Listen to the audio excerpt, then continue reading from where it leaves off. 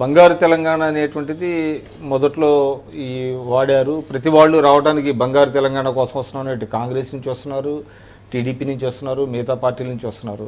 అంటే అసలు దీనికి ఒక రకమైనటువంటి ఏంటి బంగారు తెలంగాణ అనేది ఎవరూ చెప్పలేకపోతున్నారు. కానీ అది ఏంటంటే పార్టీలు మారటానికి ఒక సాకుగా మారింది అనేటువంటిది కూడా. పార్టీలు ఇవాళ మారుతున్నాయి అనేది కాదండి. కాంగ్రెస్ పార్టీ ఇలా నీతులు చెప్తున్నది. నేను ఒకటే కాంగ్రెస్ పార్టీని అడగదలుచుకున్నాను. దాదాపు 10 మందిని గుంజుకున్నారు కదండి టీఆర్ఎస్ పార్టీని. ఒక ఉద్యమ పార్టీలో గెలిచిన వాళ్ళు, రాజశేఖర రెడ్డి గారి టైంలో ఉద్యమ పార్టీలో సెంటిమెంట్ మీద గెలిచిన వాళ్ళు, తెలంగాణ సెంటిమెంట్ మీద వాళ్ళ ముఖాలు చూసి ఒట్టేది. ఆ రోజు సెంటిమెంట్ మీద గెలిచిన వాళ్ళను, ఒక ఉద్యమ పార్టీ మీద గెలిచిన వాళ్ళను నువ్వు డబ్బులతో కొన్నప్పుడు నీకు గుర్తులేదా? ఈరోజు ఒక్కడన్నా గెలిచిండా?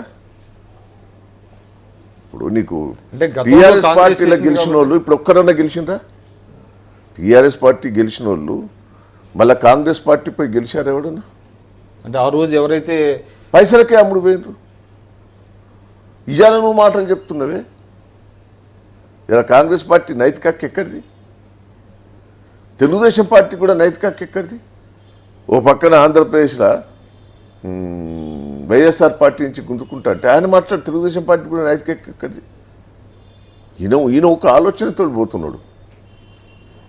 నేను సెంటిమెంట్ మీద గెలిచాను, ఉద్యమ పార్టీ మీద గెలిచాను. రేపు రాజకీయ పార్టీ కింద మార్చుకోవాలి దీన్ని శాశ్వతంగా ఒక పార్టీకి తెలంగాణకు అవసరం చేయాలి. కాంగ్రెస్ పార్టీలో మంచి వ్యక్తులను తీసుకుంటున్నాడు, తెలుగుదేశం పార్టీలో మంచి వ్యక్తులను తీసుకుంటున్నాడు, ఉద్యమంలో పనిచేసిన వాళ్ళకు కూడా పేటేయాలి.